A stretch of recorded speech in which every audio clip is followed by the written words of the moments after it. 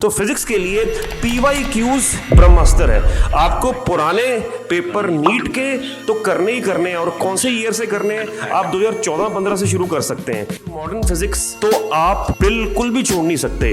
केवल और केवल अगर आप मॉडर्न फिजिक्स की नीट के लिए केवल और केवल सिर्फ NCERT कर लें, NCERT लाइन टू लाइन पढ़ लें, अगर इसके अलावा कुछ भी ना करें मॉडर्न फिजिक्स का, तो आपके पास से 20% आपके हाथ में है।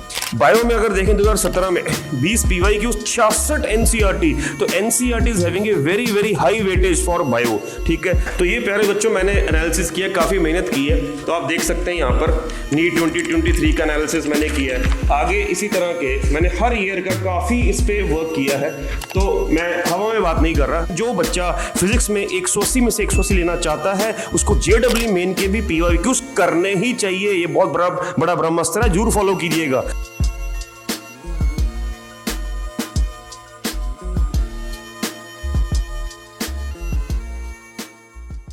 उम्मीदों ने छेड़े हैं तार मेरे संघर्षों के, उम्मीदों ने छेड़े हैं तार मेरे संघर्षों के, कैसे फलित नहीं होंगे हैं तपे हम वर्षों के।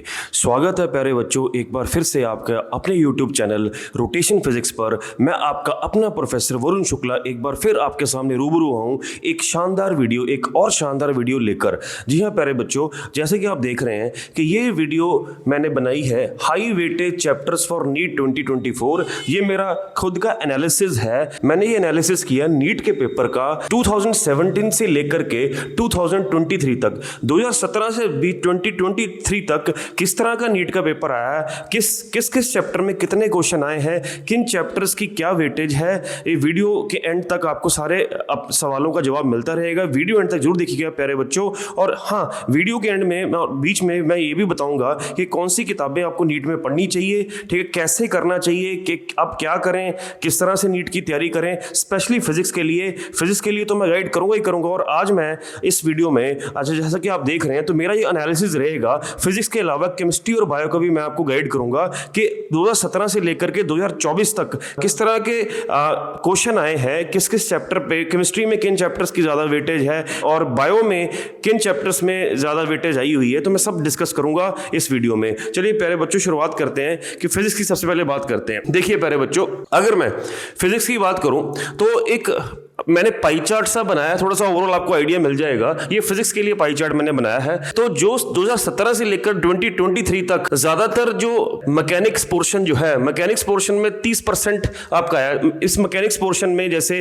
काइनेमेटिक्स भी इंक्लूड किया मैंने, प्रोजेक्टाइल भी इंक्लूड किया, आपका वेक्टर्स 2D रिलेटिव मोशन सारा इंक्लूड किया है, और Newton's laws of motion, friction, work power energy, collisions, centre of mass, rotation, gravitation, ठीक है, इन सभी को मिला करके आपका लगभग 30% जो बनता है 2017 से 2023 तक आपका मैकेनिक्स पोर्शन से आया है। ठीक है प्यारे बच्चों, इलेक्ट्रिसिटी और मैग्नेटिज्म से 35%। देखिए इलेक्ट्रिसिटी और मैग्नेटिज्म यानी कि आपका इलेक्ट्रोस्टैटिक्स हो गया, आपका कैपेसिटर हो गया, करंट इलेक्ट्रिसिटी हो गया, मैग्नेटिक फील्ड हो गया, मैग्नेटिज्म हो गया, EMI हो गया, AC हो गया, और इवन EM वेव्स हो गया। तो इसकी अगर बात करूं तो 35 से 36% आपका पूछा जा चुका है। अगर मैं ऑप्टिक्स की बात करूं, ऑप्टिक्स का 10 से 12% की गेम है। और मॉडर्न फिजिक्स देखिए, जी हां प्यारे बच्चों, मॉडर्न फिजिक्स एक आपका तुरुप का इक्का बन सकता है आपके लिए। मॉडर्न फिजिक्स एक बहुत ही स्कोरिंग यूनिट है आपका। डुअल नेचर ऑफ रेडिएशन हो गया, जैसे photoelectric effect, de Broglie waves जिसमें है आपका एटम्स वाले चैप्टर में बोहर का एटॉमिक मॉडल, हाइड्रोजन स्पेक्ट्रम,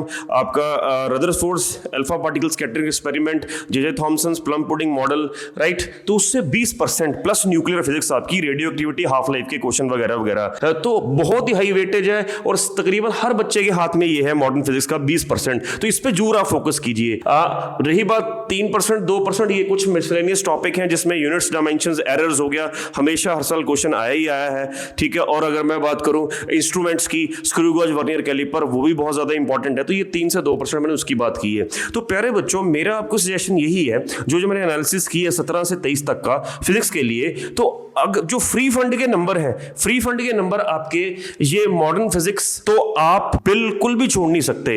केवल और केवल अगर आप मॉडर्न फिजिक्स की नीट के लिए केवल और केवल सिर्फ NCERT कर लें, NCERT लाइन टू लाइन पढ़ लें, और सारी की सारी एग्जांपल्स क्वेश्चंस की फॉर्म में प्लस जो एक्सरसाइज है आपकी, अगर इसके अलावा कुछ भी ना करें मॉडर्न फिजिक्स का, तो आपके पास से 20% आपके हाथ में है। तो 20% में यानी कितने क्वेश्चन आते हैं वो भी डिस्कस करूंगा अभी आपके सामने।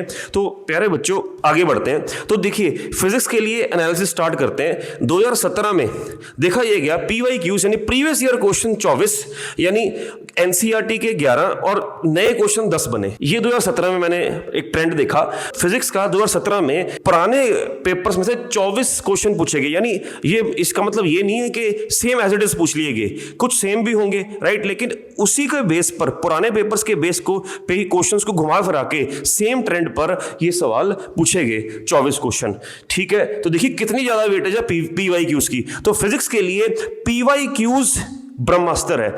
आपको पुराने पेपर नीट के तो करने ही करने हैं, और कौन से ईयर से करने हैं, आप 2014-15 से शुरू कर सकते हैं। मैक्सिमम से मैक्सिमम आप 2014-15 से शुरू कर सकते हैं और 2023 तक आप कर सकते हैं पेपर। पुराने जिन्होंने करने हैं वो उनकी मर्जी है, लेकिन 14-15 से भी करोगे तो चलेगा राइट। देखिए ध्यान से 2018 में 22 क्वेश्चन PYQs की फॉर्म में पूछे गए राइट। 2019 में 18, 2020 में 25 एक बहुत बड़ा नंबर है, 2021 में 24, 2022 में 25, 2023 में 17 राइट। तो आप देखिए PYQs की बहुत ज्यादा वेटेज है फिजिक्स के लिए। ऐसी अगर एनसीईआरटी की बात करूं 2017 में 11, 18 में 14, 19 11, 20 13, 21 11, 22 15, 23 20। तो 2023 में 20 क्वेश्चन। मेरा जो एनालिसिस ये कह रहा है कि फिजिक्स के लिए PYQs की बहुत ज्यादा वेटेज है। तो PYQs जरूर कीजिए आप 2014-15 से। JEE मेन तक के PYQs आपने करने हैं, नीट के तो करने ही करने हैं, JEE मेन तक के जरूर करने हैं आपने। तो ये दोनों आप जरूर फॉलो कीजिए। प्लस अगर जो फ्रेश क्वेश्चंस की बात है वो हमने बताई दी है आपको। ठीक है, तो यानी फिजिक्स में किसकी गेम है, PYQs के। PYQs are more important. तो चलिए अगर मैं केमिस्ट्री का एनालिसिस करूं तो यार 2017 में PYQs से 15, एनसीईआरटी से 25, तो इंपॉर्टेंट नंबर यहां पर है 25 राइट। Fresh questions 5। 2018 में अगर देखूं तो 19 PYQs और 22 आपका एनसीईआरटी। 19 में 17 PYQs और 21 आपके एनसीईआरटी से पूछे गए। 2022 में 19 और 25। देखिए ये बहुत बड़ा नंबर है एनसीईआरटी का केमिस्ट्री के लिए। 2021 14 और 19, 2022 20 और 18। अगर 23 की बात करें तो 20 इससे और नए 5 क्वेश्चंस। तो मेरे हिसाब से आप नजर आ ही रहा आपको, अगर इस एनालिसिस पे चलें तो केमिस्ट्री के लिए एनसीईआरटी ज्यादा इंपॉर्टेंट है। फिजिक्स के लिए वेटेज के हिसाब से PYQs से ज्यादा पूछे गए पिछले 7-8 सालों में, 2017 से लेकर 24 तक 23 तक। और केमिस्ट्री में ये एनालिसिस कहता है कि एनसीईआरटी पे ज्यादा फोकस करें। हाँ PYQs तो करने ही करने हैं, फ्रेश क्वेश्चन तो अब लगभग उतने ही हैं जितने फिजिक्स में हैं राइट। तो केमिस्ट्री के लिए भी एनसीईआरटी और PYQs आप कर सकते हैं जैसे फिजिक्स के लिए। इसलिए केमिस्ट्री में भी आप नीट के तो करें ही करें 14-15 से, आप JEE मेन तक की केमिस्ट्री भी जरूर पढ़ें। ठीक है प्यारे बच्चों, तो एक बार बायो का भी देख लेते हैं। बायो में अगर देखें 2017 में 20 PYQs, 66 एनसीईआरटी। तो NCERT is having a very very high weightage for bio. ठीक है, 18 में 27 PYQs, 60 एनसीईआरटी और 3 नए क्वेश्चंस। 19 में 18, 62 और 10, 2022 में 27, 58 इज अनदर बिग नंबर। 2021 में अगेन 66, 2022 में 54, 23 में 59। तो आप क्लियर कह सकते हैं इस बायो के लिए NCERT is the clear winner. तो ये सब जानते हैं बायो में एनसीईआरटी के अलावा आप कुछ ना कीजिए। 90 के 90 क्वेश्चन, एक आधे क्वेश्चन को छोड़कर, वो भी एनसीईआरटी से होता है, 90 के 90 क्वेश्चन बायो के लिए एनसीईआरटी से आते ही आते हैं। इसमें भी अगर आपने PYQs करने हैं तो ऑब्वियसली अब इसके लिए JEE मेन मैं कह ही नहीं सकता राइट। तो बायो के लिए तो आप ऑब्वियसली बायो के ही आप यानी नीट के ही आप PYQs जरूर करें। तो ये प्यारे बच्चों मैंने एनालिसिस किया, काफ़ी मेहनत की है राइट। मैं हवा में बात नहीं कर रहा, तो आप देख सकते हैं यहाँ पर नीट 2023 का एनालिसिस मैंने किया है। आगे इसी तरह के मैंने हर ईयर का काफ़ी इस पर वर्क किया है, तो मैं हवा में बात नहीं कर रहा, तो उसी के हिसाब से बता रहा हूँ। अब एक और मैंने खास बात नोट की, तो अब जो ब्रह्मास्त्र मैं देने वाला हूँ वो ध्यान से सुनिएगा। ब्रह्मास्त्र ये है, मैं अब फिजिक्स की बात कर रहा हूं। चलिए यहां से 2017 से शुरू करते हैं। तो जो मैं एनालिसिस आपको दिखाया मैं बोर्ड पे लिखा है, तो एक एक करके डिस्कस करते हैं। ध्यान से देखिएगा, डिस्कस कर रहे हैं फिजिक्स का एनालिसिस कि फिजिक्स में कौन से ऐसे चैप्टर्स हैं जो हाई वेटेज हैं, जो मैंने आपको परसेंटेज की फॉर्म में बताए थे आपको। तो परसेंटेज की फॉर्म में मेरे हिसाब से 3 टॉपिक्स हैं वो हाई वेटेज है, इलेक्ट्रिसिटी एंड मैग्नेटिज्म, मैकेनिक्स और optics plus modern physics right. तो डिस्कस करते हैं 2017 में क्या हुआ। 2017 में जो मेरा एनालिसिस कहता है modern physics plus optics optics में लगभग 11 क्वेश्चन आए। तो 11 क्वेश्चन मींस आपके 11 मल्टीप्लाई बाय 4 44 नंबर, जो बहुत ज्यादा नंबर होते हैं। ये फ्री के नंबर हैं और ऑप्टिक्स के भी, ऑप्टिक्स मींस रे and wave both, wave optics और रे ऑप्टिक्स में से हमेशा क्वेश्चन आने ही आने आपको, राइट। और मॉडर्न फिजिक्स में आप लगभग जो मैंने 11 बात की है तो इसमें ऐसा था लगभग 6 क्वेश्चन आपके जो बन रहे थे वो मॉडर्न फिजिक्स से बन रहे थे और जो 5 क्वेश्चन बन रहे थे ऑप्टिक्स में से। तो इस ईयर में ऑप्टिक्स में से भी जो वेव ऑप्टिक्स है उससे ज्यादा क्वेश्चन आपके आए हैं। तो आप wave optics is a highly important chapter, उसको कभी मिस मत करना। और फॉर्मूला बेस्ड डायरेक्ट क्वेश्चन आए हैं, तो इसलिए रे ऑप्टिक्स और वेव ऑप्टिक्स की भी अगर आप केवल एनसीईआरटी ढंग से पढ़ लें, प्लस जो मैंने आपको स्ट्रेटेजी बताई है कि पीवाईक्यूज करने हैं 2014-15 से लेकर के 2023 तक, और करने कैसे हैं, जो बच्चा फिजिक्स में 180 में से 180 लेना चाहता है उसको जेडब्ल्यू मेन के भी पीवाईक्यूज करने ही चाहिए। ये बहुत बड़ा ब्रह्मास्त्र है, जरूर फॉलो कीजिएगा, राइट। तो निराश नहीं करूंगा आपको कभी मैं। और उसी साल आपका जो मैकेनिक्स पोर्शन है उसमें 8 क्वेश्चन बने, और ये जो मैकेनिक्स पोर्शन जो 8 मैंने लिखा है इसमें मैंने इंक्लूड किया है kinematics, projectile, NLM, friction, work पर energy, collision, centre of mass and rotation. मैंने ग्रेविटेशन वगैरह कोई इंक्लूड नहीं किया, ना एसएचएम इंक्लूड किया है, ठीक है प्यारे बच्चों। तो याद रखना, अगर मैं वो भी इंक्लूड कर दूं, अगर इसमें फ्लूइड मैकेनिक्स भी इंक्लूड कर लूं, बर्नौलीज वाला चैप्टर, सरफेस टेंशन वाला चैप्टर, क्योंकि वो भी मैकेनिक्स ही है, ग्रेविटेशन भी इंक्लूड कर लूं और एसएचएम और वेव्स भी इंक्लूड कर लूं, तो ये नंबर आपका लगभग 17 से 18 पे चला जाएगा। तो इतना हाईली इंपॉर्टेंट मैकेनिक्स का ये पोर्शन है। इलेक्ट्रोमैग्नेटिज्म के 8 क्वेश्चन पूछे गए, राइट प्यारे बच्चों। 2018 में क्या हुआ, मॉडर्न फिजिक्स प्लस ऑप्टिक्स 11 से 10 पे आ गई, तो 10 भी बहुत ज्यादा वेटेज है। मैकेनिक्स 8 से 10 पे आ गई, इलेक्ट्रोमैग्नेटिज्म 8 से 9 पर आ गया। तो इलेक्ट्रोमैग्नेटिज्म बढ़ गया, मैकेनिक्स बढ़ गया, ऑप्टिक्स का एक आधा क्वेश्चन घट गया। 2019 में क्या हुआ, आपका मॉडर्न फिजिक्स प्लस ऑप्टिक्स 10 से 8 पे आ गई, मैकेनिक्स 10 से 9 पर आ गई, इलेक्ट्रोमैग्नेटिज्म 9 से 10 पर आ गया, राइट। ऐसी 2020 में क्या हुआ, मॉडर्न फिजिक्स प्लस ऑप्टिक्स 9 पर आ गई, मैकेनिक्स 6 पर आ गया और इलेक्ट्रोमैग्नेटिज्म 8, 9, 10 से बढ़ करके 12 पे आ गया, राइट। 2021 में आप देखिए इलेक्ट्रोमैग्नेटिज्म 12 से 15 पे आ गया, मैकेनिक्स 7 होगी और मॉडर्न फिजिक्स प्लस ऑप्टिक्स 8 आ चुकी है। तो आप ध्यान से देख रहे हैं कि जैसे जैसे ईयर बढ़ रहे हैं इलेक्ट्रोमैग्नेटिज्म की इंपॉर्टेंस बढ़ती चली जा रही है, राइट। 2022 में 8 मॉडर्न फिजिक्स और ऑप्टिक्स में, 8 आपके मैकेनिक्स में और 12 आपके इलेक्ट्रोमैग्नेटिज्म में। 2023 में 9 आपका मॉडर्न फिजिक्स प्लस ऑप्टिक्स में, 11 और 11 यानी मैकेनिक्स और इलेक्ट्रोमैग्नेटिज्म को इक्वल इंपॉर्टेंस दे दी गई है।